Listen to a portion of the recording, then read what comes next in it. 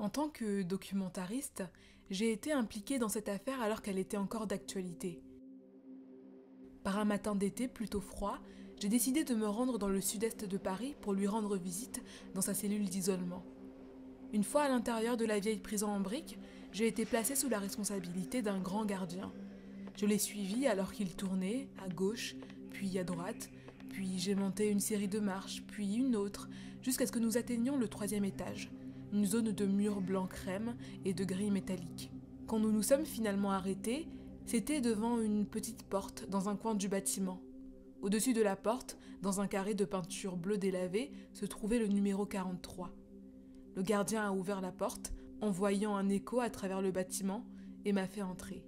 La pièce était étroite, le lit fixé au mur. Sagawa était perché sur le lit, face à nous. Il y avait une fenêtre juste derrière lui, et la lumière qui pénétrait dans la pièce jetait son visage dans l'ombre. Cependant, je pouvais voir qu'il me regardait un peu surpris. Lentement, un sourire s'est répandu sur son visage, et il s'est incliné avec un léger hochement de tête. Sa tête était grande. C'était la seule partie de lui qu'il était. J'ai deviné qu'il avait une trentaine d'années. Il donnait l'impression de quelqu'un qui fuyait l'amitié, et dans ses yeux je pouvais voir de la timidité. Les psychiatres disent toutes sortes de choses, et les journaux aussi. De quoi ? Je veux dire, il y a toutes ces différentes théories sur les raisons pour lesquelles vous l'avez fait, et tout le monde parle de ce que vous êtes vraiment, bien que personne ne le sache vraiment. Savez-vous vous-même pourquoi vous l'avez fait ? Pendant un moment, il est resté assis à fixer le sol. Lorsqu'il a levé la tête, son regard s'est porté sur la photo de la fille qui se trouvait sur le mur devant lui. Un moment s'est écoulé, et ses pensées en semblaient se déplacer bien au-delà de l'image. Puis, avec un léger tremblement dans la voix, il a commencé.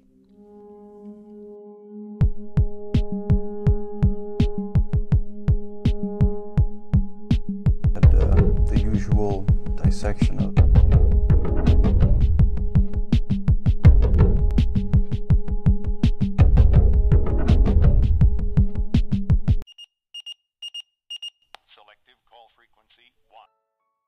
1980, Issei Sagawa, un jeune homme japonais de 27 ans, se rend pour la première fois en France. Officiellement, il change de cadre afin de poursuivre un doctorat en littérature moderne dans le pays de Molière. Il est inscrit à Paris 3 à la Sorbonne Nouvelle, plus précisément au campus de Sancier, 13 rue de Santeuil, Paris 5, ma fac à moi. C'est quand même assez fou. Et le choc culturel est parfois assez rude pour Issei qui a grandi entre Kobe et Tokyo. La vie des Français, la manière de faire des Français l'étonne parfois, tout est différent. Néanmoins, cet exil lui donne un sentiment de liberté totale. Il faut savoir que Issei c'est un fils à papa, un fils à maman, et donc là, il se sent libéré du joug de ses parents, et tous les soirs, dans son petit appartement, il invite des prostituées à le rejoindre. Tous les soirs aussi, il tente d'abattre ces prostituées avec son arme à feu, cependant il ne réussit jamais parce que ses doigts sont comme gelés sur la détente. Il faut savoir qu'officieusement, Issei a été envoyé en France par son père, afin qu'il puisse échapper aux griffes de la justice, puisque le jeune homme, quelques années auparavant, s'était introduit dans l'appartement d'une jeune femme avec l'intention de l'agresser. Et toutes ces pulsions de meurtre, cette obsession pour le corps des femmes, et plus précisément pour le corps de femmes européennes blanches, Issei ne se les explique pas vraiment, il ne se comprend pas tout à fait lui-même. La journée, il va en cours, normalement, il vit une vie tout à fait normale, et même un an après son arrivée en France, il tombe amoureux d'une jeune femme.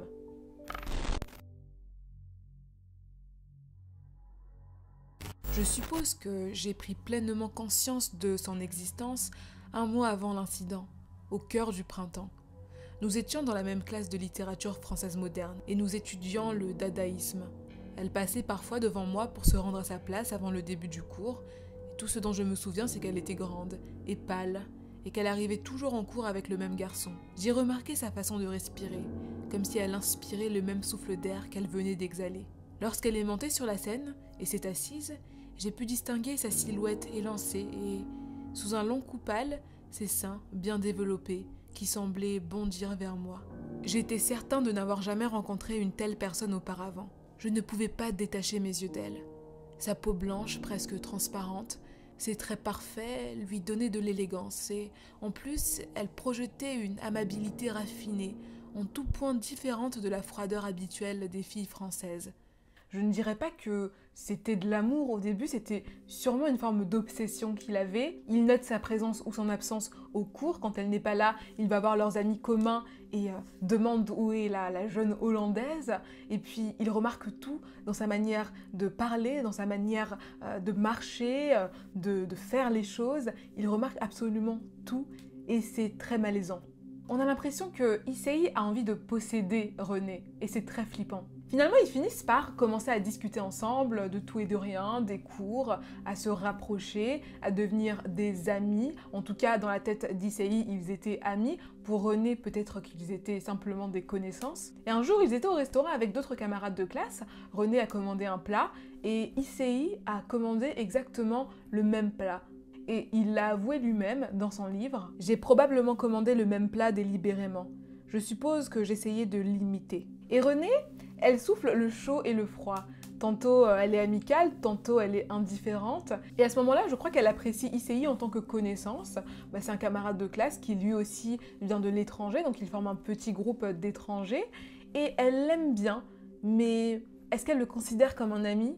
Je ne crois pas. Seule avec elle, je me demandais maintenant quel type de femme elle était et pourquoi elle marchait avec moi. D'une certaine manière, elle était redevenue une parfaite inconnue. En présence des autres, nous parlions naturellement, mais soudain, maintenant que nous étions seuls, il y avait une déconnexion. Je vais vous raconter un détail qui m'a vraiment choquée. Un jour, après avoir invité René à dîner chez lui, il a léché le bout de ses baguettes. À l'endroit où elle avait mis les baguettes dans sa bouche, il a léché, comme pour avoir le goût de sa salive, comme pour s'approprier René. 26 avril 1949, Kobe, au Japon. Une jeune femme enceinte est en pleine course quand elle ressent une douleur terrible au ventre. Les contractions sont violentes, pourtant il est bien trop tôt pour qu'elle accouche. Emmenée à l'hôpital, elle donne finalement naissance à un tout petit être qui respire à peine.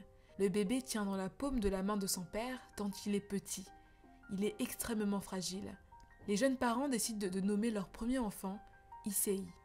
Tout juste un an après, naît Jun, le frère cadet de Issei, mais qui semble néanmoins plus âgé que lui, car il est beaucoup plus fort, il est mieux portant. Issei, c'est un petit garçon très gringalet, très frêle, quoi. Les enfants grandissent dans un certain confort puisque leur père, Akira Sagawa, est président d'une grosse entreprise, Kurita Water Industries à Tokyo. Et aussi, ils sont énormément couvés par leur mère poule. Donc ils ont une vie un petit peu couvée, tranquille, sans vraiment de traumatisme particulier. Mais Issei, à partir de l'âge de 6-7 ans peut-être, commence à faire des cauchemars.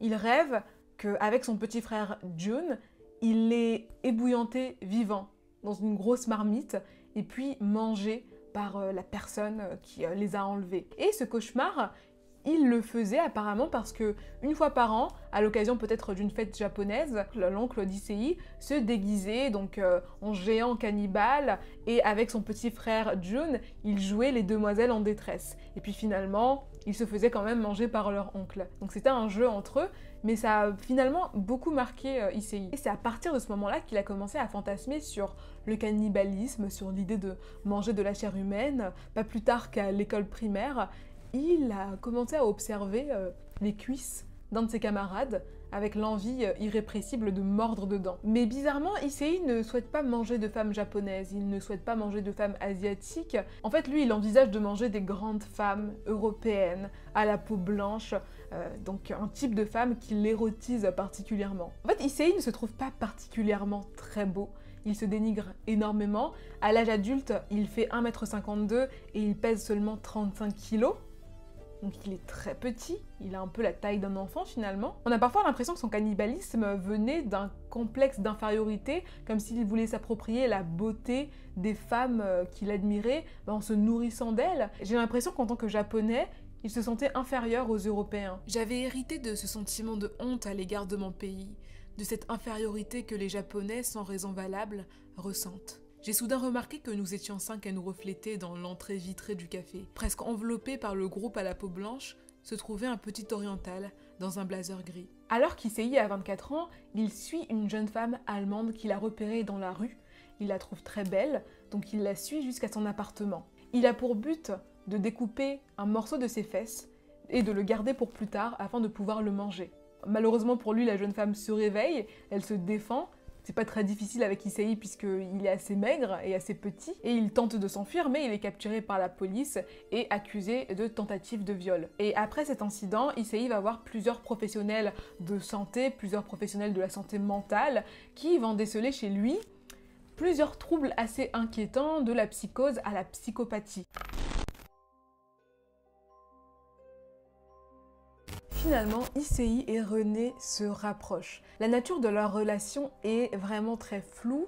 Sur beaucoup de sites internet, vous verrez que Issei et René étaient amants, que c'était sa petite amie. Mais en réalité, si j'ai bien compris, Issei voulait qu'elle devienne sa petite amie. Peut-être que René commençait à s'intéresser à lui, mais il n'y avait pas de relation amoureuse établie. En tout cas, Issei espérait désespérément une relation amoureuse avec René, et on peut le constater par son euphorie après un dîner avec elle. Puisqu'il faisait assez chaud et qu'une odeur de fumée stagnait dans la chambre, j'ai d'abord décidé de dormir avec la fenêtre ouverte. Cependant, cela aurait laissé s'échapper ce qui restait de son odeur. J'ai donc fermé la fenêtre hermétiquement. Lorsque je me suis allongée sur le lit, j'ai ressenti un élan de bonheur indescriptible. C'était comme un sentiment de satisfaction. Et malgré mon épuisement et ma fébrilité, mon esprit sautait d'un souvenir à l'autre. Ces mots, ces expressions, ces rires, tout était clair comme le jour, et je ne pouvais m'empêcher de sourire de bonheur. Je me sentais incapable de rester immobile, et dans ma tête, je m'imaginais dire à mes amis les plus proches « J'ai enfin une petite amie ». Et puis, tout à coup, les larmes me sont venues aux yeux. Le 11 juin 1981, Issei invite à nouveau René à dîner chez lui. Et puis donc, il prépare le dîner, il est hyper heureux de la revoir. Mais cette fois-ci, il a un plan en tête. Il a prévu de la tuer et ensuite de la manger. René arrive tranquillement, elle ne se doute absolument pas de ce qui va se passer. Elle se pose au bureau donc de Issei, elle discute un peu avec lui, puis elle se tourne dos à lui et elle lit des poèmes. Donc ils ont prévu de réviser un petit peu, puis ensuite de dîner. L'ambiance est plutôt sereine, mais au bout de quelques minutes, Issei sort un fusil de chasse et tire dans la nuque de René. D'ailleurs, il le dit, et c'est assez perturbant, mais elle continue à parler pendant quelques minutes après qu'il lui ait tiré dans la nuque, comme si elle n'avait pas réalisé. Finalement, elle s'effondre, Issei lui aussi s'effondre sous le choc de ce qu'il vient de faire, il ne pensait jamais réussir, et donc il s'évanouit. Et en se réveillant, il décide de commencer à mettre son plan à exécution. Elle est morte, au moins maintenant elle ne peut plus lui résister, donc il commence à la déshabiller. Il va lui couper le bout du sein gauche, un bout de son nez, commencer à les mastiquer. Ensuite, il lui mord dans la chair, il a envie de lui arracher un bout comme ça de chair pour l'avaler. Je pense que c'était un peu un de ses fantasmes. Finalement, il a trop mal à la tête, il est sûrement sous le choc de ce qu'il vient de faire. Il est heureux, mais en même temps, il ne comprend pas bien ce qu'il vient de faire et il s'endort. Le lendemain, il se réveille avec la même frénésie et il commence à découper des morceaux de corps de René. Il en mange certains, il goûte. Il en met d'autres dans des sacs plastiques qu'il met au frigo pour plus tard, pour les manger plus tard. Il se surprend même du goût de l'aisselle de René. Il dit qu'il ne pensait pas que ça aurait si bon goût. Il tente aussi de manger un bout de son anus. Finalement, l'odeur est un peu trop forte pour lui, donc il décide de cuire l'anus, de le faire frire. Et après l'avoir fait frire, il réalise que l'odeur est toujours là et qu'il n'arrivera pas à manger ce bout de son corps, donc il le met de côté. Arrive ce qui devait arriver, hein, on est en plein été, et la chaleur commence vraiment à s'accumuler dans la pièce. L'odeur du corps mutilé devient insupportable. Des grosses mouches commencent à tourner autour du cadavre de René, donc ce n'est vraiment pas très beau à voir. Le matin du deuxième jour, Issei est un petit peu confus. Après ces 2 jours de frénésie, de jouissance, de transe, c'était comme s'il se réveillait et qu'il constatait son acte. Il éprouve un grand sentiment de vide. Pas de remords, mais de vide, parce que du coup René n'est plus là. Et dans sa tête, il sait ce qu'il doit faire. Il n'y a qu'une seule chose, se débarrasser du corps. Bien sûr, vous vous doutez bien du fait que Issei a absolument tout prévu. Il a acheté 2 grosses valises pour pouvoir mettre les morceaux de corps de René. Il y passe vraiment toute la journée, c'est un travail acharné, c'est un travail salissant. Et le soir, vers minuit, dès qu'il a fini sa besogne, il appelle un taxi parce qu'il veut se débarrasser de ses valises. Donc il monte dans le taxi, voilà, ces 2 grosses valises sont mises dans le coffre. Il est un peu transpirant, voilà, il n'est pas très serein. Le conducteur est un petit peu surpris de se voir indiquer le bois de Boulogne. Habituellement, les passagers qui ont des grosses valises se rendent soit dans une gare, soit dans un aéroport. Mais bon, c'est son travail, il ne pose pas trop de questions et il dépose Issei au bois de Boulogne. Issei, petit homme d'1,52 m, doit transporter le corps d'une femme qui faisait presque 1,80 m. Voilà, il est très frêle, donc il a du mal à tirer ses valises. Et dans le bois de Boulogne, il se fait vachement remarquer. À ce moment-là, c'est l'été, il y a encore des promeneurs. Et du coup, il y a plein de promeneurs qui le regardent d'un œil un peu voilà, spécial. Ils se demandent ce qu'il fait. Finalement, un couple qui passe par là repère les valises ensanglantées. Et Issei, qui panique, décide d'abandonner les valises là et de se sauver. Et en voyant cela, le couple décide de contacter la police. À la police, ils disent l'homme a un physique assez singulier, c'est un homme asiatique, assez petit, assez menu, assez maigre, donc ça c'est bien, ce sera quand même plus facile pour l'identifier. Mais les enquêteurs n'ont absolument aucune piste quant à l'identité de cet homme. Ils décident donc de se servir du seul élément concret qu'ils ont à leur disposition, les valises, et de remonter jusqu'à leur acheteur. Alors, le cannibalisme chez les tueurs en série, les tueurs de tout type, peut être dû à un fantasme érotique, à une forme de fétichisme. Prenons le cas d'Albert Fish, par exemple, le vampire de Brooklyn, qui se délectait de la chair de ses victimes et qui disait même que, en consommant la chair de ses victimes, il pouvait avoir des orgasmes. Dans d'autres cas, le cannibalisme est une forme de possession. On veut posséder la victime, sa puissance, ou alors ses attributs, sa beauté. Et c'est un peu le cas d'Issei. D'ailleurs, pour Freud, le but premier du cannibalisme serait justement de s'approprier le pouvoir de l'autre. Vous serez peut-être surpris de l'apprendre, mais Issei Sagawa n'a jamais vraiment été emprisonné pour les crimes qu'il a commis. Pourtant, il a été pris en flagrant délit par ce couple de promeneurs. La police, après, en perquisitionnant son domicile, a retrouvé les morceaux de chair dans son frigo. Mais il s'en est malgré tout sorti. Ce qui l'a sauvé, c'est peut-être ses antécédents mentaux. Il a avoué à la police être instable mentalement à ce moment-là. Du coup, trop malade pour écoper d'une peine ordinaire, il a été transféré à l'asile Paul Guiraud. Et là, 3 psychiatres qui ont évalué sa condition mentale ont estimé qu'il ne serait sûrement jamais guéri. En 1984, seulement 3 ans après le meurtre de René, Issei retourne au Japon. Grâce au contact de son père, il est transféré à l'hôpital psychiatrique de Matsuzawa. Et le directeur de cet hôpital psychiatrique a estimé que Issei Sagawa était en réalité assez sain d'esprit pour être jugé et emprisonné. Malgré tout, il y est resté seulement 15 mois avant de sortir en août 1985. Alors depuis 1981, Issei Sagawa a écrit 4 livres détaillant l'horreur de son crime. Il a participé à des shows télévisés, il a tourné dans des films pornographiques. Au Japon, c'est une véritable star. Âgé de 70 ans aujourd'hui, il vit paisiblement au Japon sans être inquiété de son acte et surtout sans le regretter. Voilà les gars, la vidéo est terminée, je trouve cette histoire extrêmement intéressante. Et le plus fou dans cette histoire, c'est que Issei Sagawa n'a jamais été emprisonné. Et j'ai une grosse pensée pour la famille de René Artevelt qui a dû vivre avec cette injustice finalement. Dites-moi ce que vous pensez de cette histoire, est-ce que vous la connaissiez? Est-ce que vous voulez que je parle d'autres histoires similaires? N'hésitez pas à me donner des suggestions de vidéos. Tous mes réseaux sociaux sont dans la barre d'infos, donc n'hésitez pas également à les checker si vous le souhaitez. En tout cas, je vous retrouve très bientôt pour une nouvelle vidéo. En attendant, prenez bien soin de vous et bien sûr, restez confinés.